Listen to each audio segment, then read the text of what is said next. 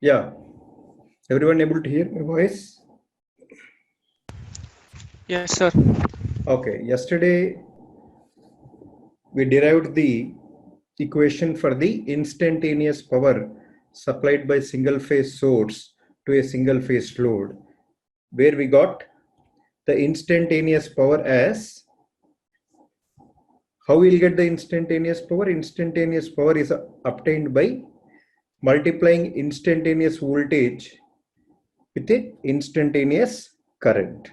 So if you recollect, the instantaneous power for the single phase system, we have got it as Vrms Irms cos phi into 1 plus cos 2 omega t plus or minus Vrms Irms sin phi into sin 2 omega t. Here plus symbol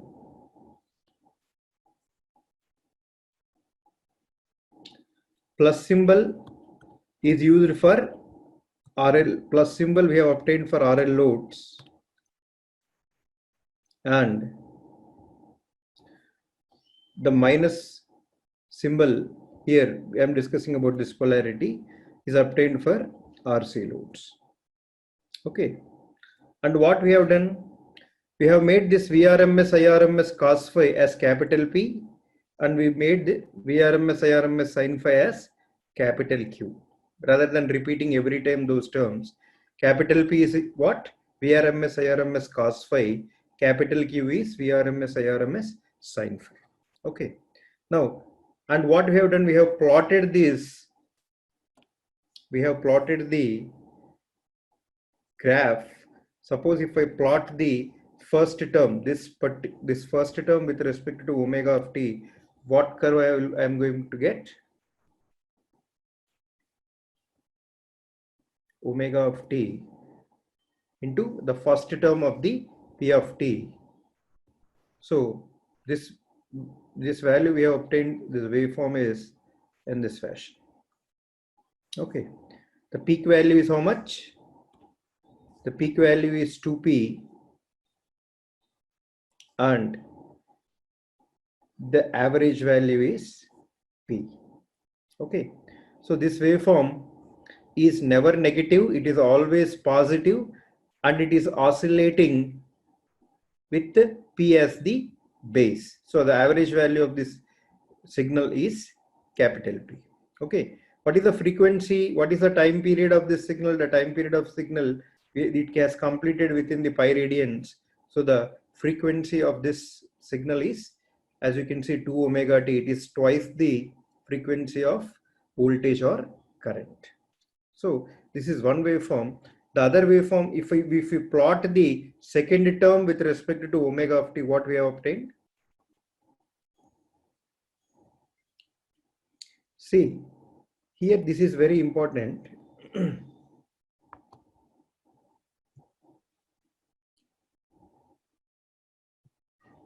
Now, if it is a plus symbol, if it is a plus polarity, positive polarity, then the waveform will become what?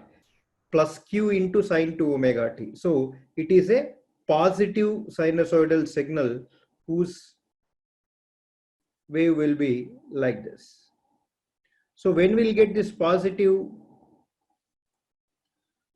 sinusoidal waveform, we'll get the positive sinusoidal waveform. For which loads we'll get it? For which loads? Somebody can unmute and answer. RL load. RL loads. So what is the peak value of this one? Capital Q. Okay. So whenever for any time varying signal, the polarity is decided by the first half cycle. Understand? If your first half cycle is positive, you call that signal as a positive signal. If the first half cycle is negative, then you call it as a negative signal. So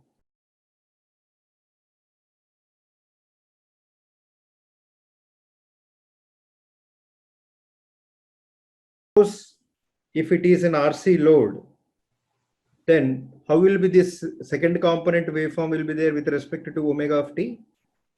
It first negative half cycle will Starts start from minus q. Yeah, and it will go like this. Okay, Now, see the beauty. So when it is positive, what conclusion we have made? See here the first component or the active component is always positive. So when the signal, when the component is always positive, we have concluded that it is unidirectional. It flows from source to load. Okay. So even in reactive power case, when the signal is positive, it is flowing from where to where? It is flowing from source to load. So when the signal is negative, it is flowing from load to source. So when the signal is positive, when we have RL loads at the receiving end, when we have inductive loads, the reactive power is positive. The reactive power is positive. When we have capacitive loads, that is RC loads, the reactive powers, the reactive component signal is negative. So what is the conclusion? So based upon this waveforms only, they have concluded that inductive loads absorb positive reactive power, capacitive loads absorb negative reactive power. Okay, understood. So this is a very, very fundamental idea in the power systems where inductance RL loads absorb which kind of reactive power? Positive reactive power. What is the other name for positive reactive power? Lagging reactive power. Okay. So inductive, when I say inductive load, it is a combination of resistor and inductance. When I say pure inductive load, it is only inductor that is present in the load. Understand? So inductive load absorb positive reactive power. The other name is lagging reactive power. Lagging reactive power. Similarly, what is our conclusion? Capacitive loads. When I say capacitive loads, the load contains both R and C. Capacitive load observe negative reactive power. Negative reactive power is called leading reactive power. Sir, why these terms are coming? Lagging reactive power and leading reactive power. When we have RL loads, the current lacks the voltage. So depending upon that current, we say that it is a lagging circuit and the reactive power that is flowing is lagging reactive power. Similarly, in case of RC loads, the current leads the voltage, the circuit is leading circuit. So the reactive power absorbed by capacitive circuits is called leading reactive power. So never forget this concept. This is the very, very important concept in the power system. So what decides the polarity? The polarity is decided by the first half cycle of the power flow. Okay. So these are the few things. And again, what you can observe here, even the frequency of this reactive power, you can observe it is 2 omega. It is twice that of the supply frequency. Okay. So yesterday we discussed all this, but since they are very important, I have again revised them. Any doubt, any speck of doubt in this concept, you please ask. If not now, even after the end of class. Okay, shall I continue or do you have any doubts? No, sir. Okay, I'm just going. So the conclusion is inductive load absorbs lagging reactive power. The symbol for lagging reactive power is plus Q. Capacitive loads absorb leading reactive power. The symbol is minus Q. Both real and reactive powers have twice the supply frequency. The frequency of both real and reactive powers is twice the supply frequency. Understood? Now, salient points we have already discussed that our instantaneous power supply, the instantaneous power supplied by single phase source to single phase load contains two components. First term is active component. It is unidirectional. It always flows from source to load. The actual work in the load is done because of this component only. The average value of active component is what? We have already seen Vrms, Irms, cos phi. So many watt. The reactive component in 1/2 cycle flows from source to load. As we have seen, reactive component in 1/2 cycle, it flows from source to load. In other half cycle, it flows from load to source. It does not do any useful work in the load, but it has some significance. It is the one that establishes magnetic field in inductive devices like transformer and induction motor, and electric field in capacitive devices like capacitor. Next, the peak value of reactive power is Vrms Irms sin phi. So many volt ampere reactive. The unit is var. And the average value of reactive power is 0. Okay. So you have to remember that capital P is the average active power. Capital Q is the peak reactive power. Understand? So, and again the symbols we have discussed earlier only. So far we have done time domain analysis and we have drawn so many conclusions about the power. But time domain analysis, as you can see, it is very cumbersome. It is very difficult to multiply signals in time domain and draw the inference. So since we have already discussed the phasor concept, if we convert the time domain circuit into phasor domain, how to convert? Very easy. So initially in time domain, how will be the circuit? It will be Vm cos of omega t will be the voltage. The current will be Im cos of omega t minus phi. Okay. Omega t minus phi. And R and L. This is the circuit in time domain. If I convert this time domain circuit into frequency domain, how it would become? See, your voltage will become how much? So convert this time domain signal of Vm cos omega t into phasor domain. What it will become? Anyone? Yesterday we have discussed. Vm angle. It is a peak value. It will become this one. Vm by Vrms at an Vrms angle 0. 0. This is Vm by root 2. Okay. Vm by Okay. root 2. Will resistor change? No, No. it will not change. What L will become how much? L J omega L. L will become J omega L. J omega L. Now tell me what current will become? Im by root Irms angle. See. At an Omega t angle minus phi. That's it. minus 5. Okay. Irms at an angle minus phi. So this is the circuit in phasor domain. Okay. That's why I have explained how to convert everything yesterday. Okay. Now, so how to calculate these powers in phasor domain? Very simple. The complex power supplied by the source or absorbed by the load is given by S is equals to VI conjugate. Because here there is no voltage drop in between. Whatever the voltage is there, that is applied across both RL. RL is a single load. So the complex power supplied by the source or complex power absorbed by the load is given by capital S is equals to VI conjugate. So if you do this one, what you're going to get? S is equals to V. V is this one. Usually we give capital symbol for phasors and small symbols for time domain signals. So VI conjugate. So what is V value? Vrms, Angle that is the 0. magnitude at an angle 0. And what is I value?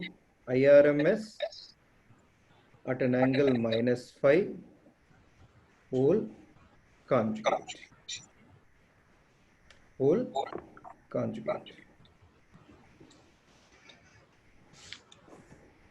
Okay. So Yes.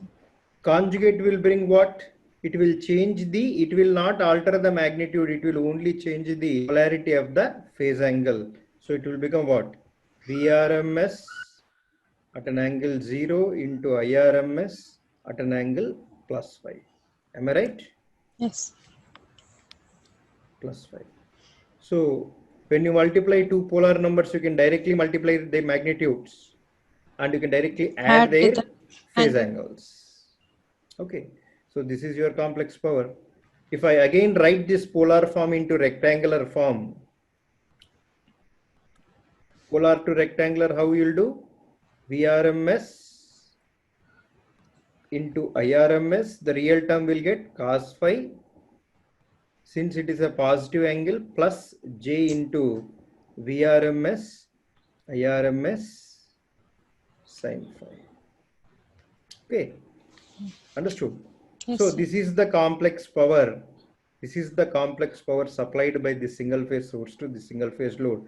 Already we know what is VRMS, IRMS, cos phi. What is this value? P. P. What is P value? Average value. Average real power Real power. supplied by the source to the load, plus what is J? Sorry, here minus symbol will not come. Plus J into what is VRMS, IRMS, sin phi? Q. Q. Q. Q, that's it. So directly, see, in time domain analysis, we have to do so much, but in phasor domain, you will directly get the powers. But the real term is the average real power in this complex number. The real term, the real portion gives what? The real portion gives the average real power, and the reactive portion or the imaginary term will give you P. the peak reactive power supplied by the source to the load. Understand? So this is the concept of complex power. Many people ask the doubt, sir, why we have to do conjugate only for the current? Why not for the voltage? Why not for the voltage? So before telling this answer, let me do complete this same exercise for the RC circuit also, and then we will draw some conclusions. Any doubt in this concept?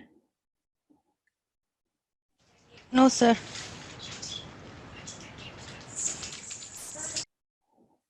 Now again, this is the circuit. So directly, can you tell the phasor, this one phasor domain value? Again, shall I do that exercise? Suppose in phasor domain, what you're going to get? So this will become V is equals to,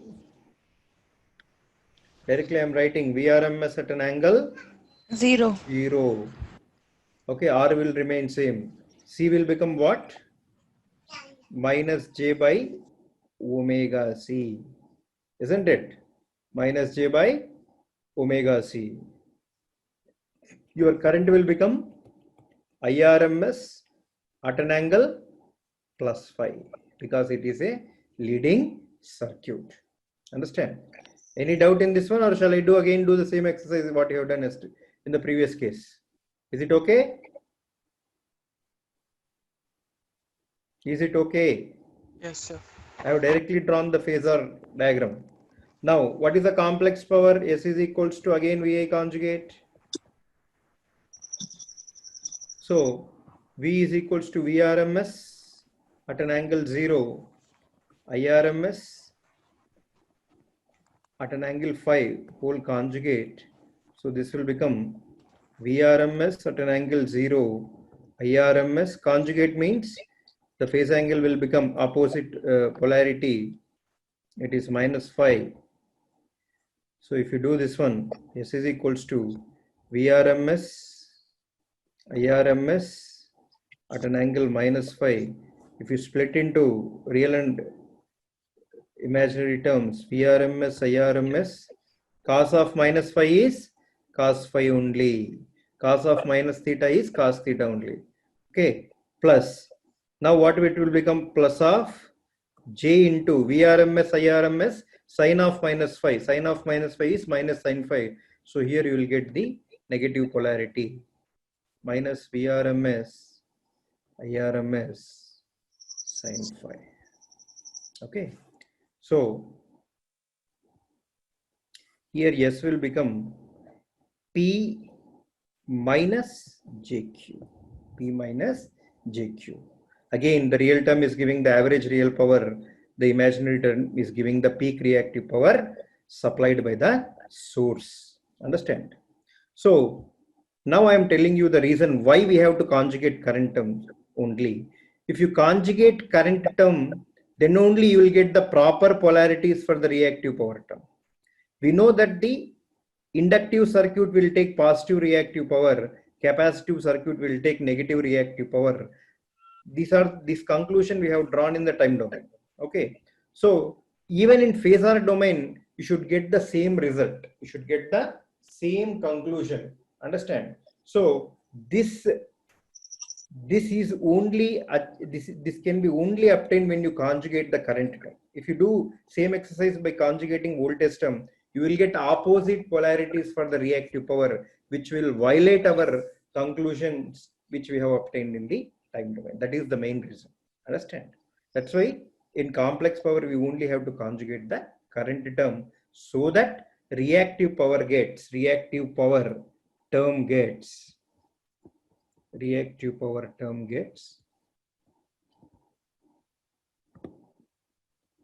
proper polarity. Understand? Okay. Any doubt in this one? Any doubt? No, sir. Is everything clear? Any doubt you can ask me, okay? Okay, sir. So, next concept which I want to tell you is that, again, let us take a single phase source supplying to a load ZL. So this is here V RMS at an angle 0. This current is IRMS. Or directly we'll call this one V and I. We don't know whether it is RL or load or RC load. Let us call this V and this I. Okay. Now, the same voltage, since there is no voltage drop, the same voltage will be present across the same load ZL. So what is the current through? Let us call the current through load as IL. So IL will become how much? V divided by ZL. IL will become V divided by ZL. Okay. Now, if we take this ZL is equals to RL plus or minus JX, then V is equals to, from this, what I'm going to get, V is equals to IL into ZL. So V will become IL into, what is this ZL? ZL is RL plus or minus JX. Now, complex power absorbed by load. Complex power absorbed by load. I can write voltage across the load into current through the load whole conjugate. Okay. So voltage across the load is same what V. Current through the load is IL conjugate. Now, how I can write V from this equation? Let us call 1. From 1, how I can write V? IL into RL plus R minus JX into IL conjugate. Okay. So complex power absorbed by the load, SL, complex power absorbed by the load. Now, it is one complex number, it is one more complex number. Complex numbers obeys commutative principle. Commutative principle means what, sir? We don't know, we have forgot. A into B is equals to B into A. This is called commutative principle in multiplication. So complex numbers obeys them. Complex number and even real numbers obey this principle, but matrices do not obey this principle. Okay, so I can write A into B equal to B into A. So I can interchange these two. It is going to become IL into IL conjugate into RL plus or minus JX. Okay. So again, one more principle, like A complex number multiplied by its conjugate, how we can write? Square of that complex number. You can directly write it as a square of that complex number. You can check with any complex number. So it will become what? IL square into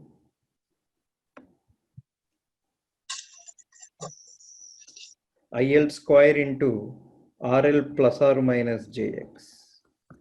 Okay, so with this, what we are getting, SL I can write it as real power plus or minus J reactive power absorbed by the load, that is equals to this equation. If you equate the real term with real term and imaginary term with imaginary term, what you are going to get? PL is equals to IL square into RL. So many watt. QL is equals to, depending upon the circuit, if it is RL circuit positive, RC circuit negative, it is IL square into X, so many bar.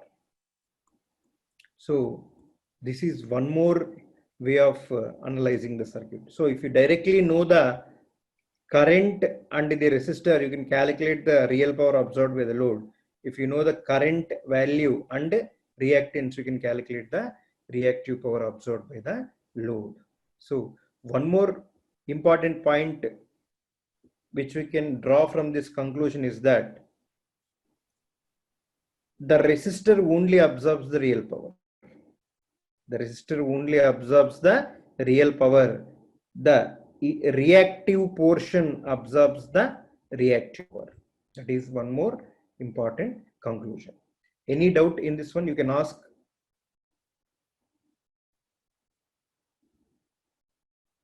Any doubt? No, sir. Everyone clear? Any mathematical doubt also you can ask, no issue. This is No. commutative principle. This is from the complex algebra which we have got. So the conclusion of this figure is, we can directly calculate the real and reactive power if we know the magnitude of current flowing through the load and the load impedance.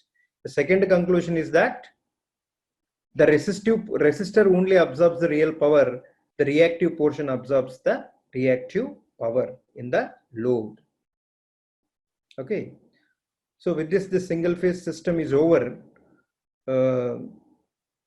This is the first question. You can tell me the rated voltage of a three-phase power system is given as. Any point in the power system, the voltage is expressed as line-to-line RMS voltage. Ninth line. If you go to an alternator and see what is the voltage, they'll say. Will the nameplate specify the phase to neutral voltage? No, it will only specify line-to-line voltage. If you take any transformer, you will call 33 bar 11 kV transformer. 33 bar 11 kV transformer. What is 33 kV? Line-to-line voltage on the HT side. What is 11 kV line-to-line voltage on the LT side? So any equipment in the power system or voltage at any point in the power system network is mentioned only in line-to-line RMS voltage. The rated voltage of three-phase power system is given by line-to-line RMS voltage. Which is the right option? RMS line to line voltage. Yeah, C is the right option. Okay.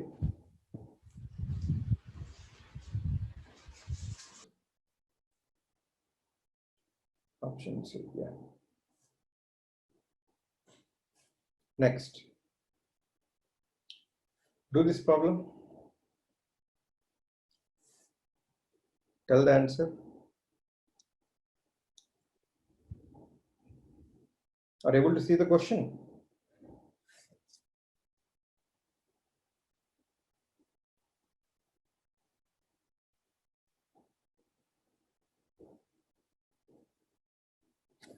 So what is the voltage in the circuit?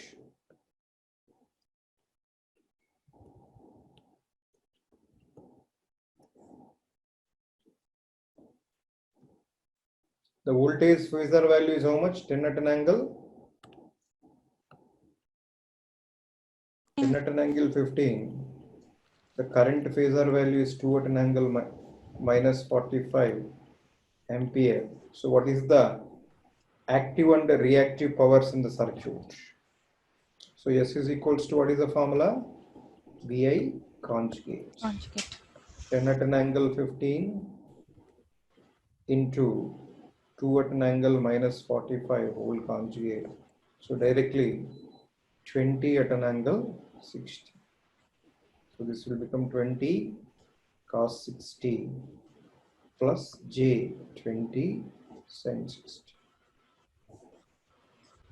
20 cos 60 is 10, cos 60 is 1 by 2. I hope you are all good at mathematics. Sin 60 is how much? 0.866. Root 3 by 2. 0.866. 0.866 into 2 will become how much?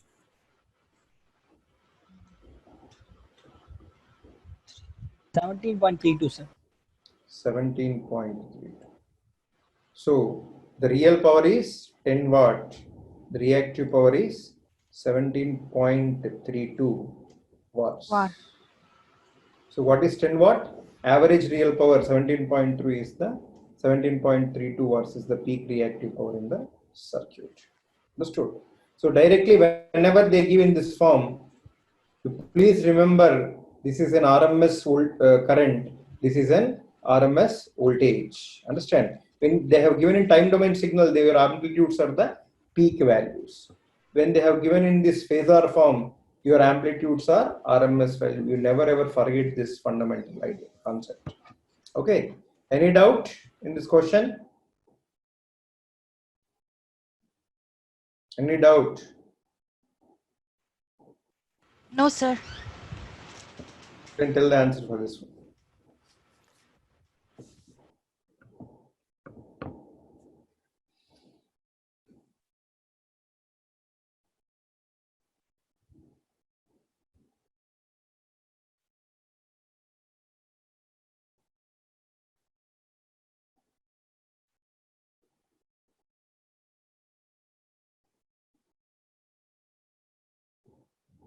Active power absorbed by load. Anyone?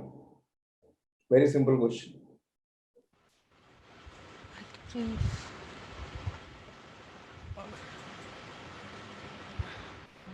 R I square R.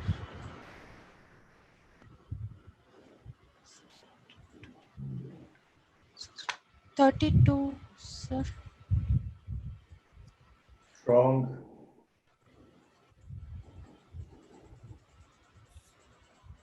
You have to take RMS value. You have taken peak value. Okay.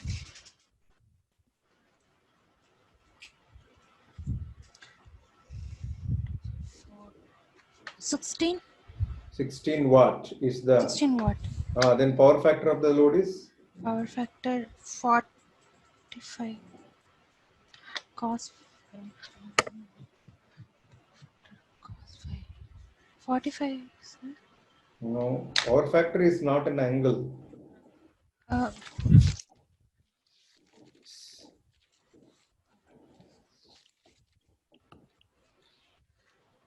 See, it's very simple question. They have given the current flowing through the impedance. Okay. So when you know current flowing through the impedance, what is the power? Cos 5. PL is going to given IRMS square into RL, real power. So since that signal current value, the signal is given in time domain. So this is a peak value. What is the RMS value magnitude? 2 square. We need not worry about other things. When you are taking square, you only are concerned about the magnitude. So RMS current is 2 square into, what is the resistive portion of the load? 4. So this value will become 16 watt. 16 watt. Now, next is asking the power factor of the load. Power factor of the load can be calculated in different ways. So when you know the impedance, you can calculate its impedance angle. That same angle will be the power factor angle. So you first do this one. Mod Z will become how much? 4 square plus 3 square is 5. Magnitude is 5. Divided into tan inverse of 3 by 4. Okay. So your power factor that is equals to cos phi is equals to cos of tan inverse 3 by 4. So this is your power factor. So can anybody tell what is cos of tan inverse 3 by 4?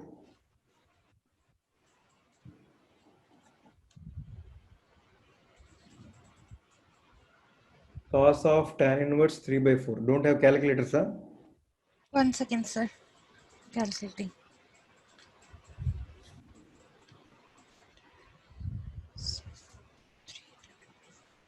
Point. Point. What is tan inverse 3 by 4? It will be angle less than Sir, 0.8 answer, sir. 36.86 tan inverse of 3 by 4. 0.8 incomplete. Lag or lead? Lead. Possible. Lagging.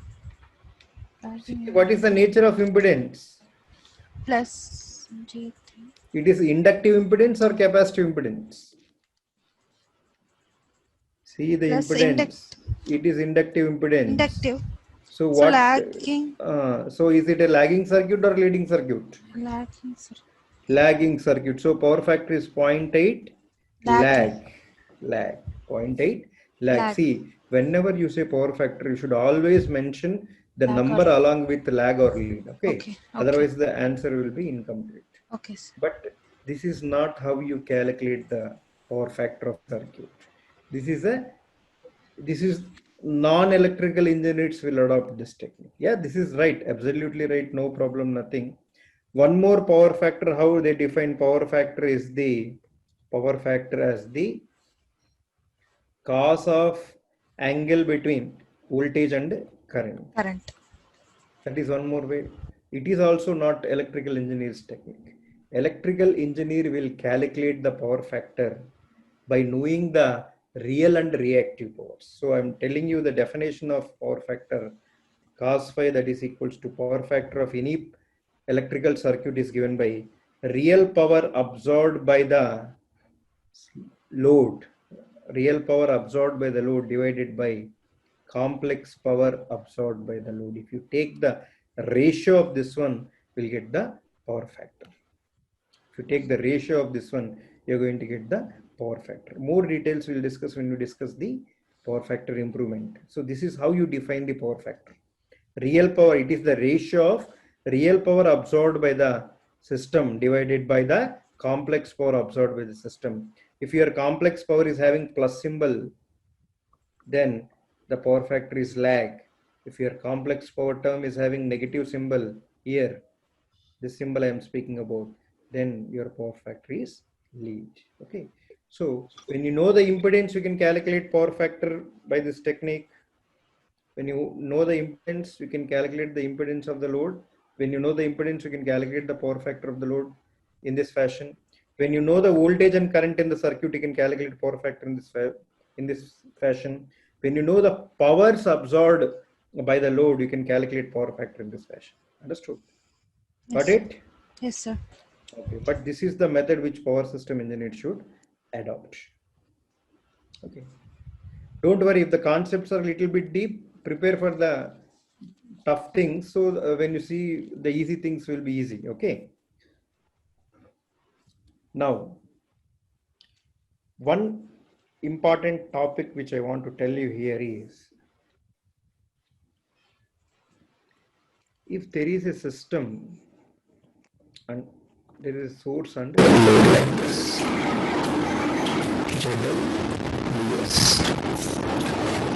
one more system.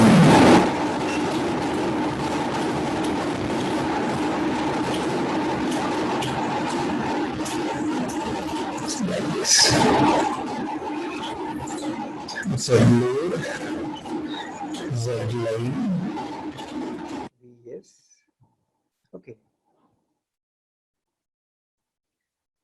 The current supplied by the source is IS.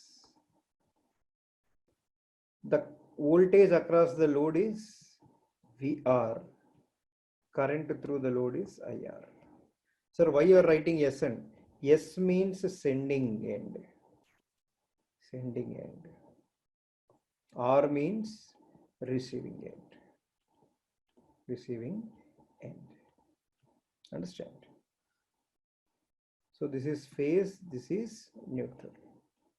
Now, in the first model which I have drawn, there is no transmission impedance between source and load, isn't it? There is no transmission impedance between source and load. So here what you know, your Vs is equal to Vr because there is no voltage drop. Your Is is equals to Ir because no current is getting dropped anywhere in between, there is no current leakage. Now, what is your complex power supplied by the source? Complex power supplied by the source is given by what? Voltage of the source into current supplied by the source whole conjugate. This is same as complex power received at the load, that is same as VR into IR conjugate. Nothing, all are same. There is no issue. Okay. Now, when you come to the second case, when you have a transmission impedance in between, when you have a line connected in between, now the scenario will change. Let the current supplied by the source is Is. Voltage across the load is VR, receiving end voltage. Current flowing through the load is IR. Okay. Now, what is the complex power supplied by the source? Complex power supplied by the source is how much? Vs Is conjugate. Okay.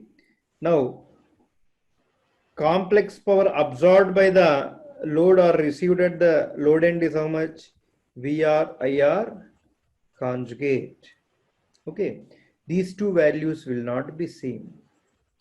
These two values will not be same. Why? Because there is a line in between which will consume some real power and reactive power. So there is the loss of complex power in the system. So your sending end complex power will be different from the receiving end complex power. So complex power lost in the line. How much complex power is lost in the line? It is given by complex power supplied at the source end minus complex power received at the load end. This will give you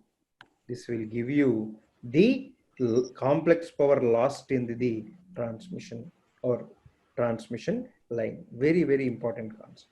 So complete circuit theory, they never model the transmission impedance. So we can directly do anything here. When there is no transmission impedance, this voltage is same as this voltage, this current is same as this current, and whatever the power you supply at source, it will reach the load. It will reach the load without any loss. But when there is some transmission impedance between source and load, the equations, the terms will change. Any doubt in this concept you can ask. No, sir. There are very important concepts which no one teaches you. Textbooks won't go in this fashion. Okay, so you just have to, as an electrical engineer, you should know all these fundamental ideas. So shall I proceed to the next section? Yes, sir.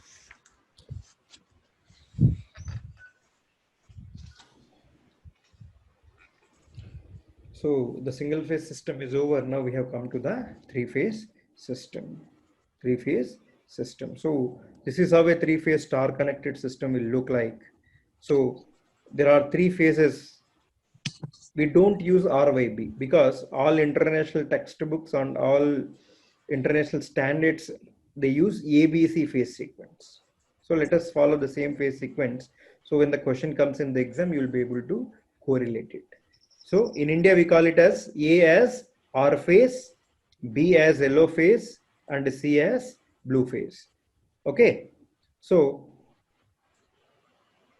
this is how a three-phase star connected system looks like. Let us assume all our loads are identical, ZL, ZL, and ZL. Now, when do you say that the three-phase power system is balanced? See, a three-phased power system is balanced when everything is balanced. What everything, sir? The voltage, Magnitude and the phase angle. voltage, the three-phase voltages generated in the generator should be balanced. The source impedances of each phase should be balanced. The transmission line impedance in each phase should be balanced. The load impedance in each phase should be balanced. So everything should be balanced. Okay. Sir, what do you mean by the voltages should be balanced? Voltages at the voltage generated in the source is balanced. See, what are the voltages? The magnitude of all these three voltages is same. V at an angle 0, V at an angle minus 120, V at an angle minus 240. If you draw this phasor,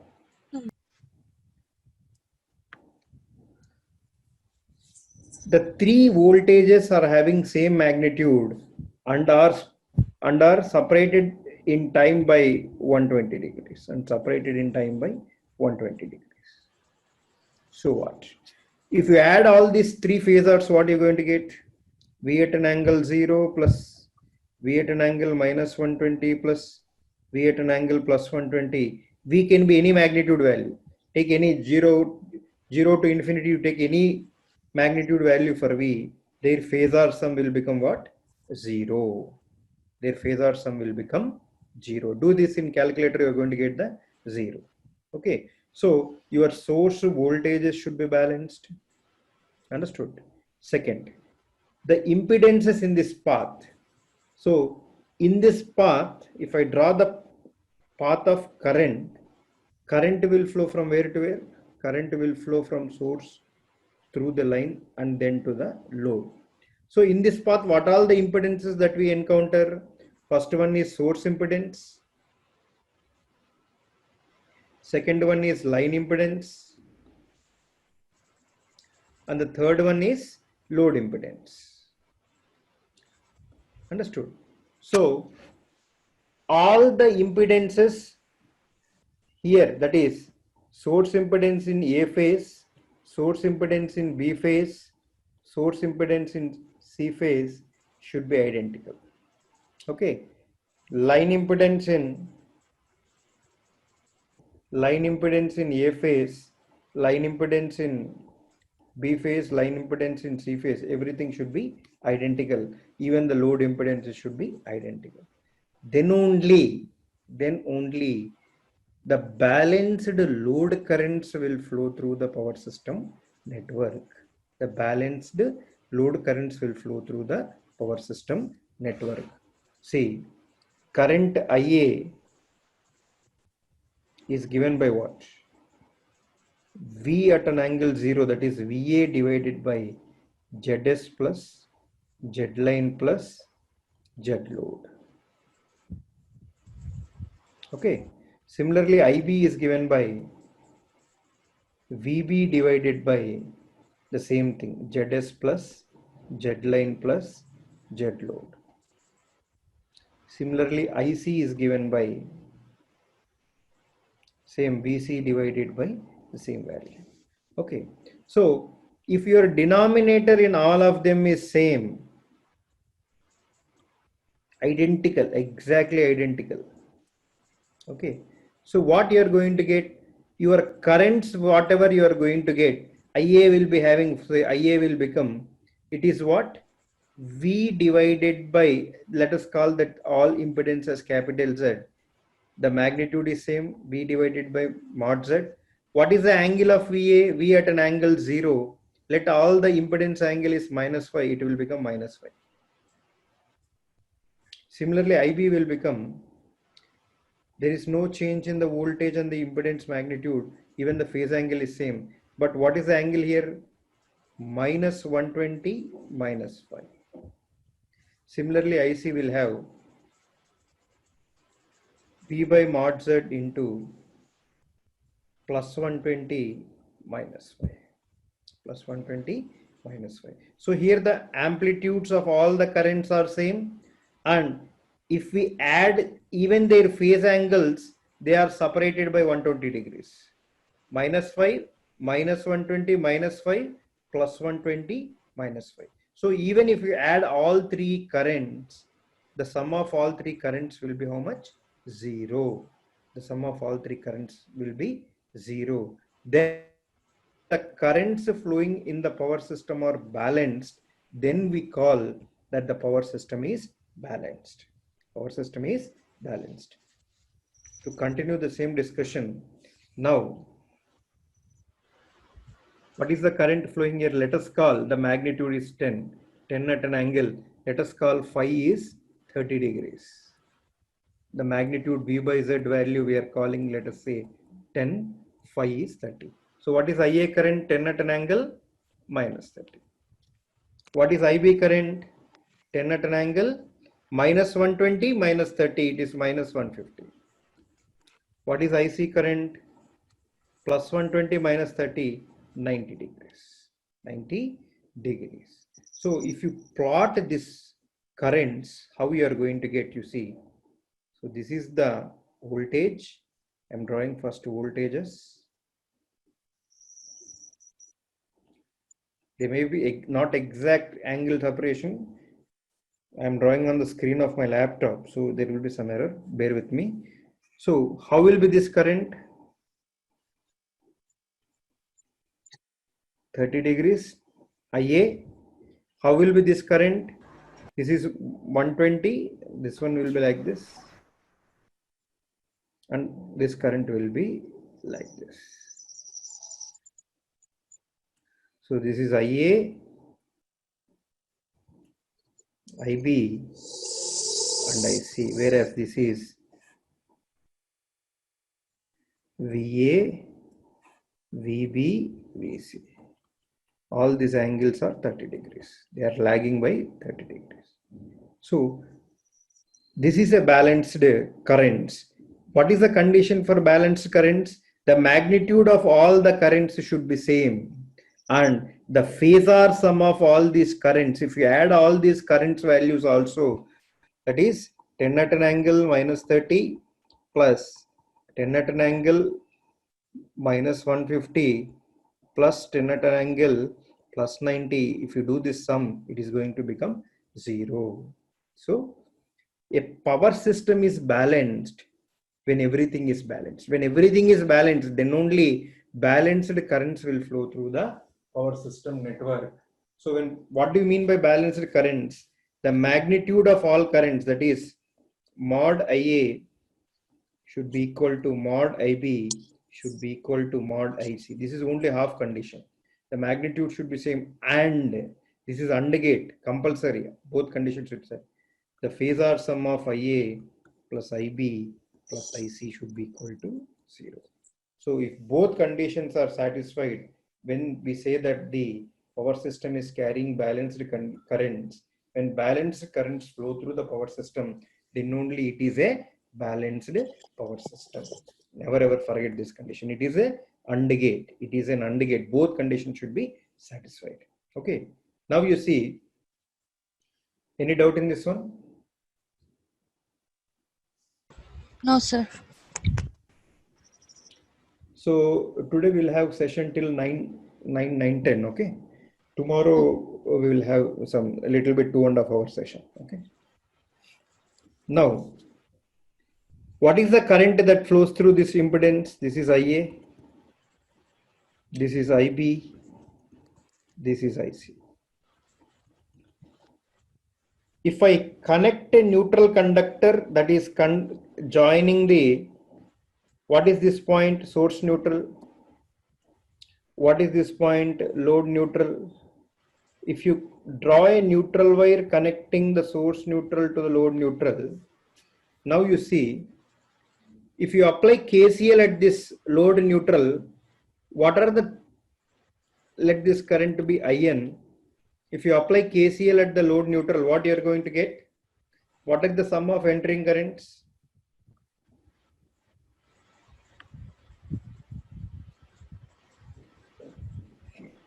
By the KCL at load neutral, what you are having? Tell me. sum of entering currents equals to sum of leaving currents. IN is equals to IA plus IB plus IC. So in a balanced power system, we know that the sum of this balanced sum of the currents flowing in balanced power system is how much? 0. So in a balanced power system, what is the neutral current? 0. Neutral current is 0. So neutral does not carry any current. So that's why in a three-phase transmission line, we assume that the power system is operating under balanced condition. So since power system is operating under balanced condition, the neutral conductor does not carry any current.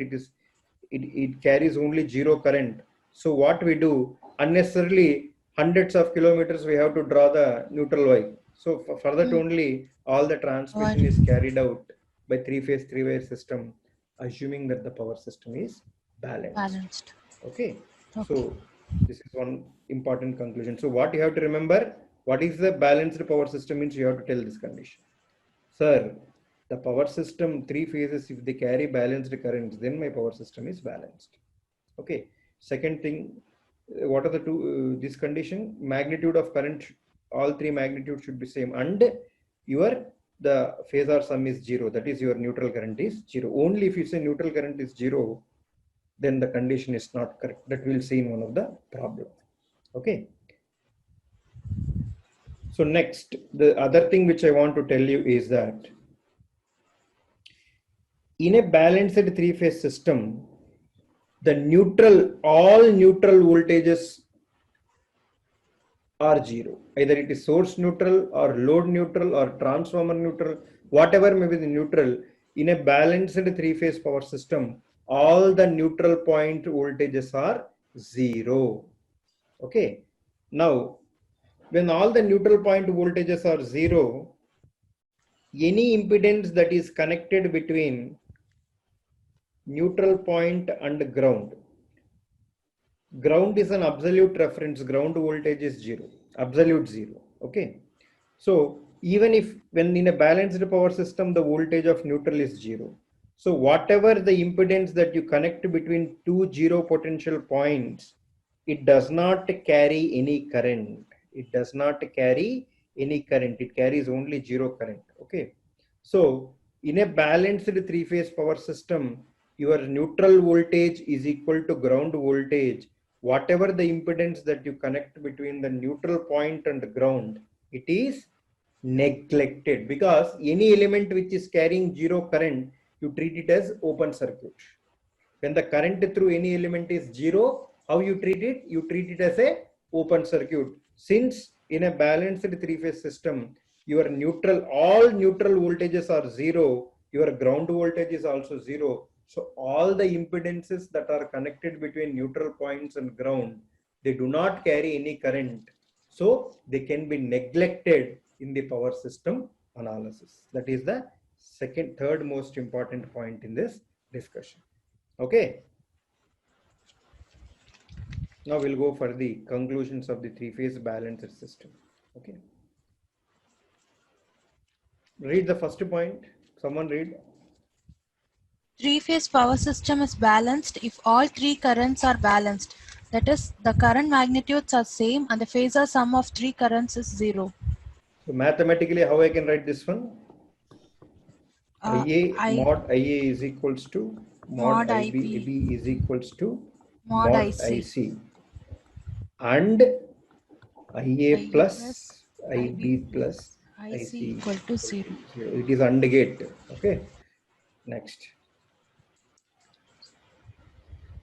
What is the second conclusion?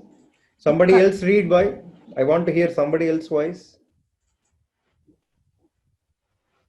The current through neutral conductor is 0. The current through neutral conductor is 0. Next. Someone else read the third point.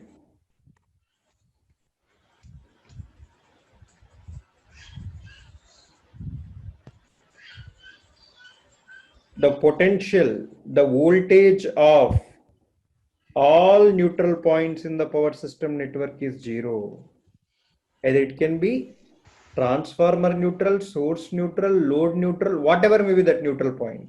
the neutral point voltage is 0. The voltage or the potential of all neutral points in the power system network is 0. Next, what is the next point? Someone read. All the impedances connected between ground and neutral points can be ignored since ground and neutral are at a potential of 0. Yes, since the ground and neutral both are at equipotential, both are at 0 potential, the neutral grounding impedances do not carry any current, so they can be neglected. They can be neglected. Next point.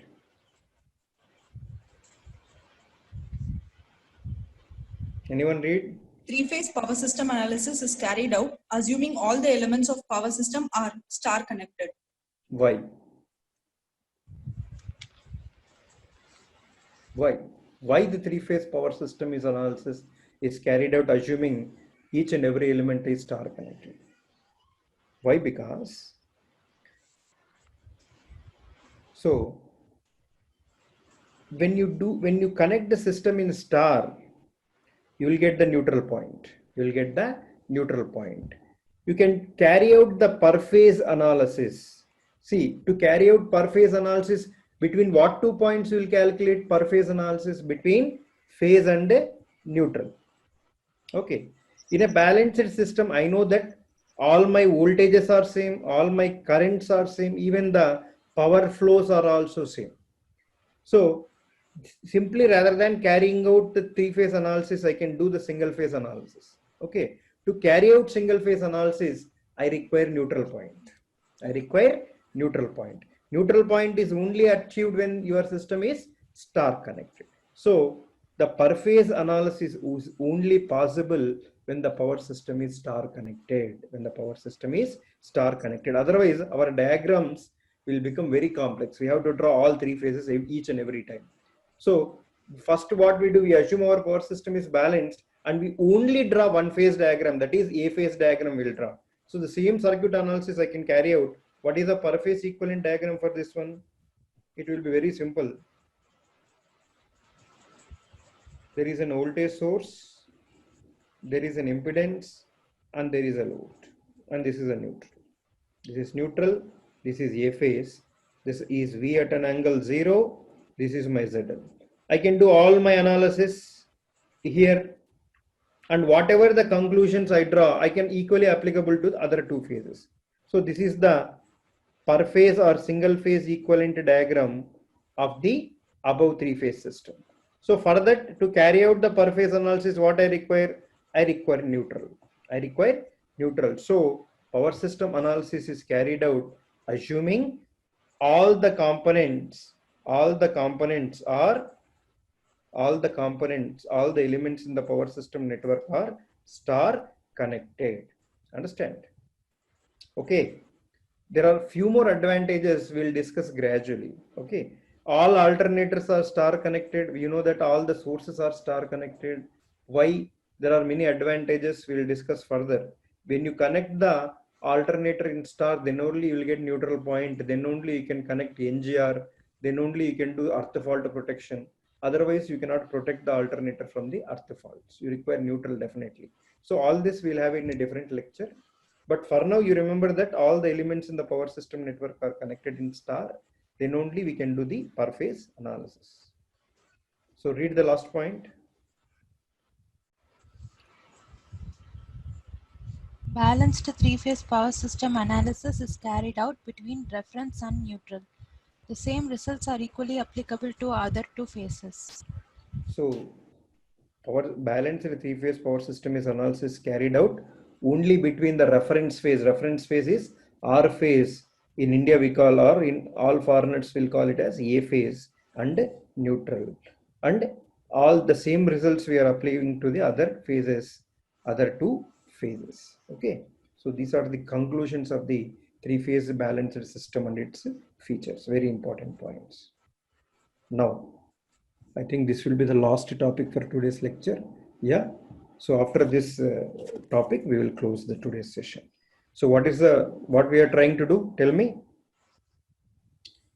Instantaneous power. We have calculated instantaneous power that is flowing from single phase source to single phase load. What happens in three-phase system? Will we get the same sort of dynamics, or will the things are simpler, or things are more complex? We'll see. So before going to that, VA of t, A phase time domain signal will become Vm cos omega t. We know this. That is our A phase signal only. VA of t is equals to Vm cos omega t. Similarly, A phase current, I can write it as, tell me, Im cos of omega t minus 5. I am assuming lagging load. Let us say we are assuming RL load. Even if you assume it is an RC load also, you will get the same result. You can do it as an exercise. Now tell me, what will be the B phase voltage? What is B phase voltage now? Vm cos omega t minus 120. Very good. Vm cos of omega t minus 120 degrees. What will be IB of t? Im cos omega t minus 120 minus 5. Very good. Okay. So we are assuming RL loads. That's why I'm putting minus 5. Now tell me, what is VC of t? Vm cos omega t plus 120. And IC of t would become Im cos of omega t t plus 120 plus minus 120 minus 5. So these are the instantaneous voltage and current equations of the three phases in time domain. Any doubt? I have simply written the time domain forms of the voltages and currents which we have discussed in the previous article. Okay.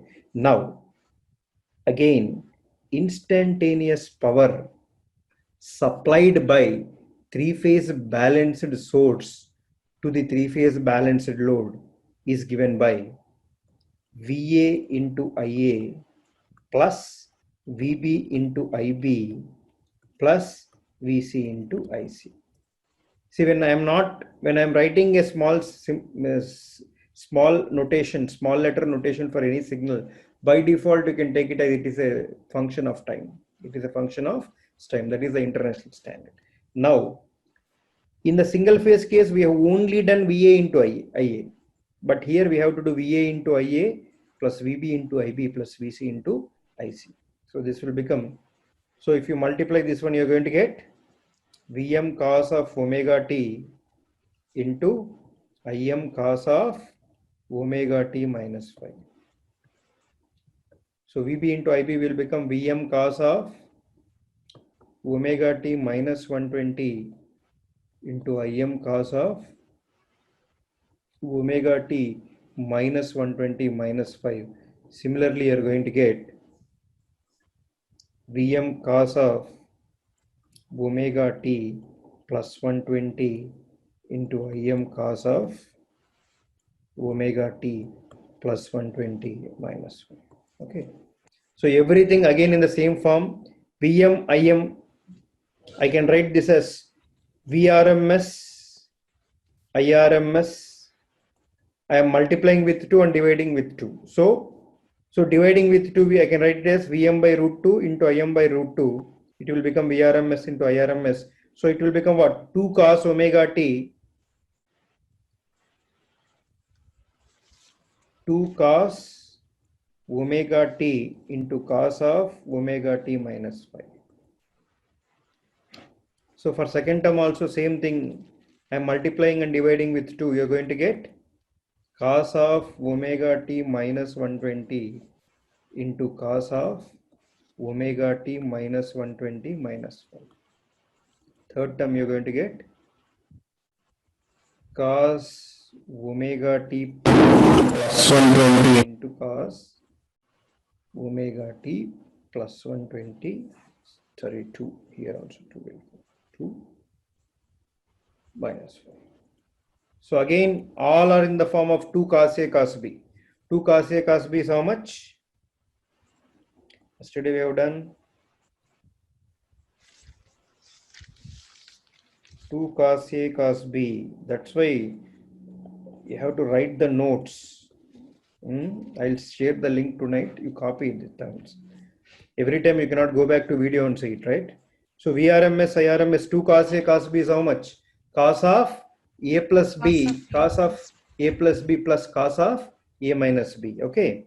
So it will become here, in this case, A is omega t, B is omega t minus phi. It will become cos 2 omega t minus phi plus cos phi. Understood? So in the second case, it will become, this will become A, this will become B. So now tell me what it will become. Cos of A plus B will become plus cos 2 omega t minus 240 minus phi plus cos phi. Okay. The third term, it will become cos 2 omega t plus 240 minus phi plus cos phi. Plus cos phi. This would be the term. Now you can see this one. It will become VRMS, IRMS. If I take cos phi plus cos phi plus cos phi, you're going to get 3 cos phi plus. Now you see the beauty here. This is one term, this is one term, and this is one term. If you call 2 omega t minus phi as x, if you treat this one as x, it will become cos x plus cos of x minus 240 plus cos of x plus 240. For any x value, if you add these three things, you take x value as any value, 1 degree, 2 degree, 100 degree, 10 degree, whatever you want. If you add cos x plus cos x minus 240 plus cos x plus 240, the sum is going to become 0. Sum is going to become 0. So the instantaneous power term is what is left out? 3 times VRMS, IRMS, cos phi. phi. So here in the blank, what you have to fill? 3 times VRMS, IRMS, cos phi. Okay. So even if you take capacitive loads, in capacitive loads, all this will become plus plus plus. Even if you do the same exercise, you are going to get the same result.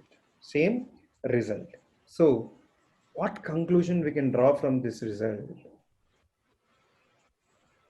See, our instantaneous power term is 3 VRMS, IRMS, cos phi.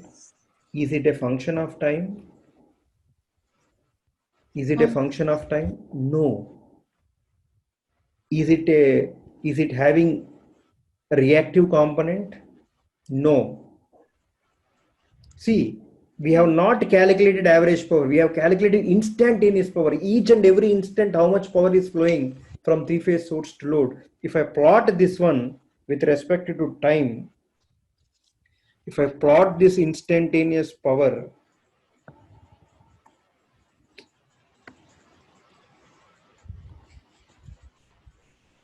P of t versus omega of t, what I'm going to get? I'm going to get a constant value, which is 3 VRMS, IRMS, cos phi. That means each and every instant, the same, each and every millisecond, each and every nanosecond, the same amount of power is being transferred from three-phase balanced source to three-phase balanced load. That is the beauty of three-phase system. That is the beauty of three-phase system. That's why three-phase system is more stable, more rugged, and more universally. It is the only system. Why did not they use two-phase system or four-phase system, something like that?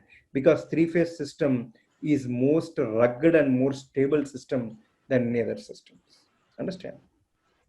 So here the power is not fluctuating with respect to time. It does not have any reactive power component. It is only a constant line that is The waveform, if you can say, it is simply a constant line. Okay. Now, simple example I'll tell you. When you start a fan in your house, fan is a single phase induction motor. When you start it, there will be a jerk. There will be a jerk. But when you start a three-phase induction motor, it will run very smoothly. There will be no vibration, no jerk, nothing. That's why, because three-phase system is more rugged and more stable than a single-phase system. See, in our single-phase curve, so many, even the real power is not constant. It is fluctuating in the form of a cosinusoidal wave. Okay. The second point which I want to tell, sir, here there is no reactive power term. That means in three-phase system, is there no reactive power flowing in the three-phase system? No. Reactive power is flowing in the three-phase system. Reactive power is flowing in the three-phase system, but their instantaneous sum is becoming zero. I did not understand, sir, what your point is. If I write QA of t, QA of t already we have derived. What we got? VRMS, IRMS, sin phi into sin 2 omega t. This is the reactive power that is flowing in A phase. If you similarly calculate the reactive power that is flowing in B phase, likewise what we have done in the single phase case, you are going to get VRMS, IRMS, sin phi into sin of 2 omega t minus 240 you are going to get. Similarly, if you calculate the reactive power that is flowing in C phase, you are going to get VRMS, IRMS, sin phi into sin of 2 omega t plus 240. The reactive power is flowing in individual phases, but when you add all their instantaneous sum, that means when you add QA of t plus QB of t plus QC of t instantaneously, because it is sin 0, sin 2 omega t minus sin 2 omega t minus 40 plus sin 2 omega t plus 240, sin 2 omega t plus 240, it is becoming 0 for all time t. For all time t, the instantaneous sum of all three reactive powers is becoming 0. Similarly, when I say that IA of t, IB of t, IC of t is equals to 0 in a balanced system, right? In a balanced system, the instantaneous sum of all three currents is how much? 0. It doesn't mean that the current is not flowing in the system. Yes, the current is flowing in all three phases, but their instantaneous sum is becoming 0. Understand? Likewise, there is reactive power flow in the individual phases, but the instantaneous sum of all three reactive powers is becoming 0. That's why your instantaneous power term is not showing any reactive power. Is not showing any reactive power. Very, very, very subtle conclusion. Nobody will tell you this. Okay. So, what is the conclusion? Instantaneous sum of all three-phase reactive powers is 0. That's why your instantaneous power term is not showing any reactive component. Any doubt you ask in this concept?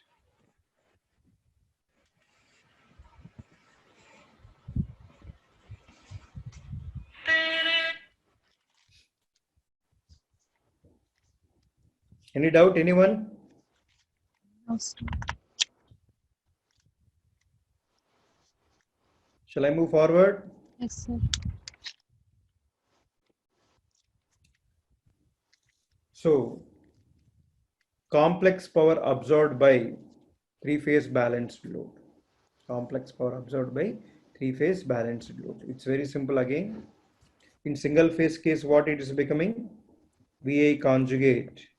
In three-phase case, it will become just multiply with 3. Multiply with 3. 3 VI conjugate, where V and I are the phase to neutral voltage and per phase current. Understand? So likewise, if you do, you are going to get again the same thing, Vrms Irms cos phi plus or minus j into 3 Vrms Irms sin phi plus symbol for RL loads, negative symbol for RC loads. Understand? So this is the complex power. Again, same concept. Simply you have to get, you will get 3. You will get 3 Vrms Irms cos phi plus or minus j 3 Vrms Irms sin phi. Okay. So even current terms also you can directly write. For single phase you got Irms square RL plus or minus j into Irms square X. You should have to simply multiply both sides with 3. You will get the 3-phase complex powers. Very simple. Just you have to multiply with the 3 as in the single phase case. Any doubt in this concept? Shall I move forward? No, sir. Now, complex power absorbed by 3-phase balanced load. Complex power absorbed by 3-phase balanced load. Okay. Now, suppose this is the load ZL, ZL and ZL. How this load is connected? It is star connected. The load is star connected. Now, in a star connected system, what is this voltage? This voltage is phase to neutral voltage, and this voltage is line to line voltage. Okay. In a star connected system, what is the relation between the line to line voltage and phase to neutral voltage? Line to line voltage is √3 times of the phase to neutral voltage. Okay. Now, let this current is phase current IA, IB, IC. These are the phase currents. Okay. So complex power absorbed by load. Complex power absorbed by load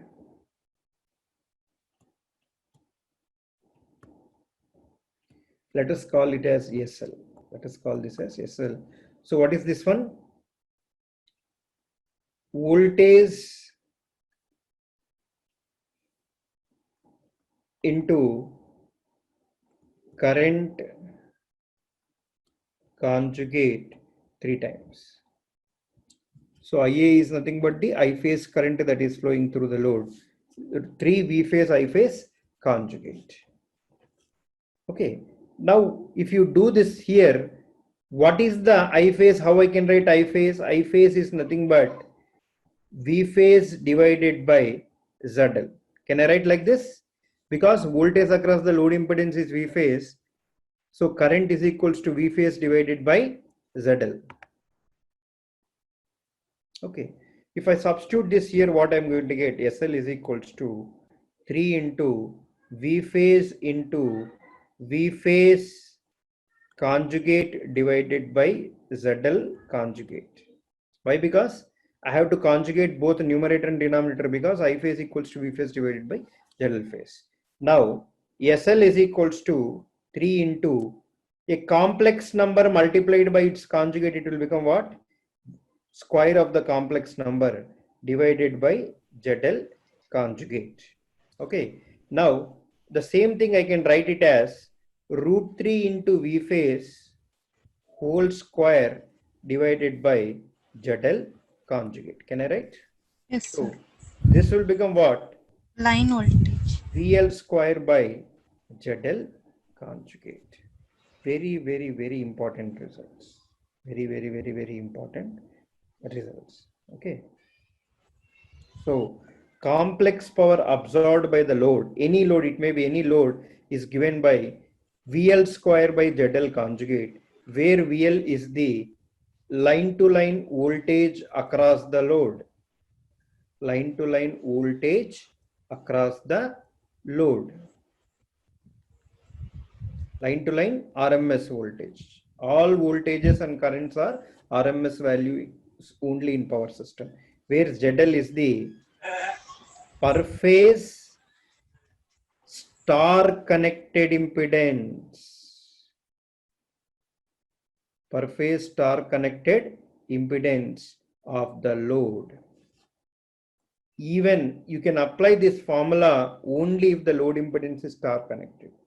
If you are having delta connected impedance, first convert it into star and apply this formula, then you will directly get the complex power absorbed by the load. So to calculate the complex power absorbed by the load, what you require? You require line to line voltage across the load and per phase star connected impedance of the load. Understand? Got it? Any doubt in this derivation? Any doubt in this derivation? Can I move No, forward? sir. Yes, sir. Now, complex power absorbed by resistive loads. Complex power absorbed by resistive loads. Let us take all these three are resistors, RL, RL and RL. Now, the line to line voltage is VL. Now, what is the complex power absorbed by the load formula? VL square by ZL ZL star conjugate. conjugate. ZL conjugate. So here what is the ZL value? ZL is equals to RL plus what is the reactive component? 0. Reactive component is 0. So PL SL I will write it as PL plus or minus JQL is equals to VL square into ZL conjugate is what? For real term, the conjugate is also same. It is VL square by RL. So this will, when you compare the real and imaginary terms, this is only a real term. There is no imaginary term. Your PL is equals to VL square by RL. QL is 0. So how you can compare to complex number? You have to equate the real part with the real part, imaginary part with imaginary part. Since in this term there is no imaginary part, this one we can equivalently write it as J0. So when you compare the real and imaginary parts, your PL is becoming VL square by RL, your QL is becoming 0. So what is the conclusion? The conclusion here is a pure resistive load, a pure resistive load only absorbs real power. It only absorbs real power. It does not require any reactive power. Understand? The second important point, the real power absorbed by the load is directly proportional to square of voltage across it. The real power absorbed by the load is directly proportional to the square of voltage across it. Okay. Next, third important point is the real power absorbed by the load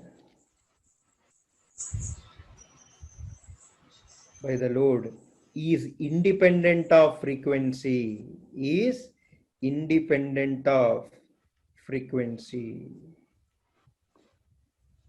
We are not bothered what is the frequency of voltage. It can be 50 hertz, 30 hertz or 100 hertz. The real power absorbed by the load only depends upon the magnitude of that voltage and the resistor. The voltage frequency can be anything. So real power absorbed by the load is independent of frequency. So very, very important conclusions. 1, 2 and 3. Okay, a pure resistive load only absorbs real power. The real power absorbed by the load is directly proportional to the square of voltage across it. And the third point is real power absorbed by the load is independent of frequency. Is independent of frequency. Any doubt? No doubt. So let us not load further. It will become very heavy if we go further. Let us stop at this point. Are you okay, or shall we continue? Continues. Continue பண்ணலாமா? இன்னொரு 10 நிமிஷம் இல்லைன்னா நாளைக்கு ஒரு extended session எடுக்கலாமா? Continues, sir. Continue. Good. Continues, sir. Continue. Okay, so I'll extend for 10 more minutes. Yes, sir. Okay. Now, complex power absorbed by pure inductive load. Let us assume all these are pure inductors. So, its reactance is J omega L, J omega L, J omega L. All are pure reactances. And the voltage across this one is VL. Voltage across this one is VL. Now, again, what is the complex power absorbed by the load formula? VL square by ZL conjugate. ZL conjugate. Here, what is ZL? The real part is 0. The imaginary part is J omega L. J omega L. L is the, what is L? Inductance per phase of the load. Inductance per phase of the load. Now SL will become VL square into J omega L conjugate. This will become VL squared by, conjugate means J will become minus J omega L. Minus J omega L. So if you equate PL plus or minus JQL, so here real part is 0, no real part. This J term, when it comes to numerator, it will become positive VL square by omega L. So here PL is 0, QL is a positive term. If you equate, it will become VL square by omega L. So, what is the conclusion here? An inductive load only absorbs which kind of reactive power? Positive reactive power. So, an inductive load only absorbs the positive or lagging reactive power.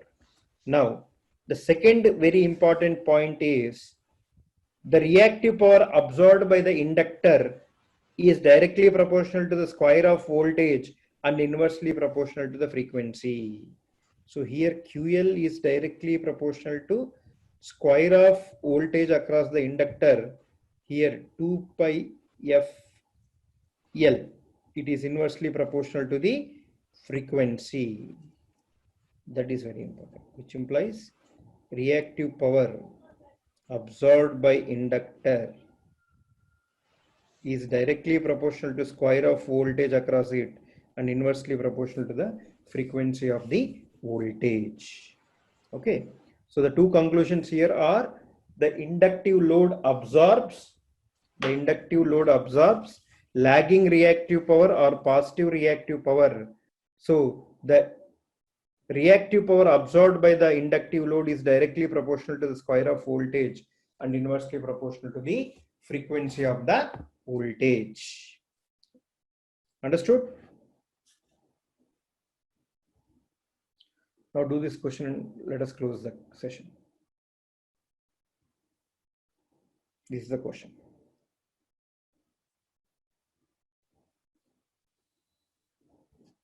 So what he's telling, a shunt reactor whose rated capacity is 100 MVAr is operating at 98% of its rated voltage and 96% of its rated frequency. The reactive power absorbed by that shunt reactor is. So what is the formula for reactive power absorbed by the inductor? V square voltage, V square divided by omega L. V square divided by omega L. If you write line to line voltage, it is three phase this one. Now what is telling, at a rated voltage, at 100% voltage and 100% frequency, how much it is absorbing? 100 MVAR.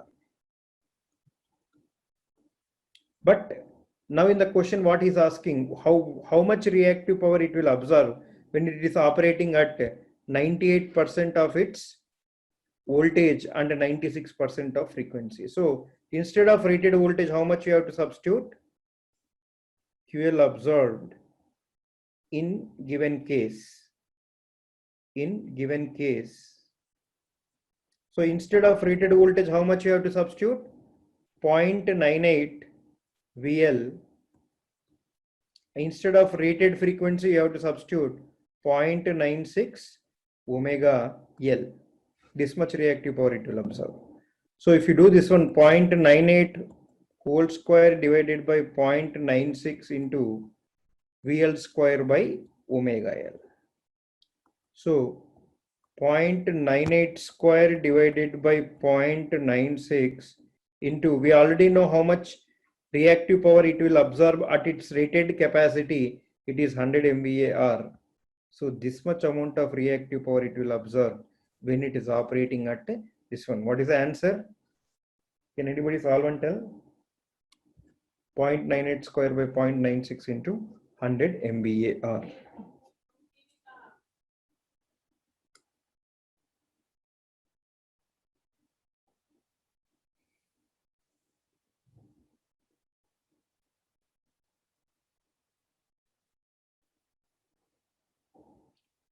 So it is 100.04 MVAR, because I think I did not give that option. Sorry, it's a print mistake. So answer is 100.04 MVAR. So the point which you have to observe is the reactive power absorbed by the inductor is sensitive to voltage magnitude and voltage frequency. This is the right option.